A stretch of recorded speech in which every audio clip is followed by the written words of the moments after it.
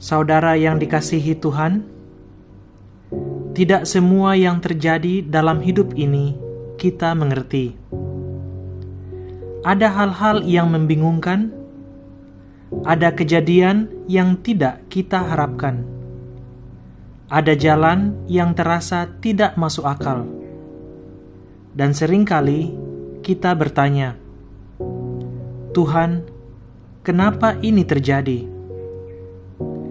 Malam ini kita akan belajar satu kebenaran yang tidak selalu mudah, tapi sangat penting. Percaya rencana Tuhan meskipun kita tidak mengerti. Ada masa dalam hidup di mana semuanya terasa tidak masuk akal. Kita sudah berusaha, tapi gagal. Kita sudah berharap, tapi kecewa. Kita sudah berdoa, tapi belum ada jawaban. Dan di titik itu, kita mulai mempertanyakan Tuhan. Saudara, ini adalah momen di mana iman kita diuji. Sebagai manusia, kita ingin mengerti. Kita ingin tahu alasan di balik setiap kejadian.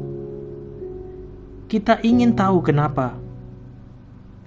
Tapi tidak semua hal bisa kita pahami. Dan jika kita memaksakan diri untuk mengerti semuanya, kita akan lelah. Percaya tidak selalu berarti mengerti. Kita melihat sebagian kecil dari hidup, tapi Tuhan melihat keseluruhan. Kita melihat hari ini, tapi Tuhan melihat masa depan. Kita melihat masalah, tapi Tuhan melihat tujuan. Apa yang terasa buruk hari ini bisa menjadi bagian dari rencana yang indah. Tidak semua yang kita alami terasa baik, tapi itu tidak berarti rencana Tuhan tidak baik. Kebaikan Tuhan tidak selalu terlihat langsung. Kadang, kebaikan itu baru kita mengerti setelah waktu berlalu. Percaya kepada Tuhan, bukan hanya saat semuanya berjalan lancar.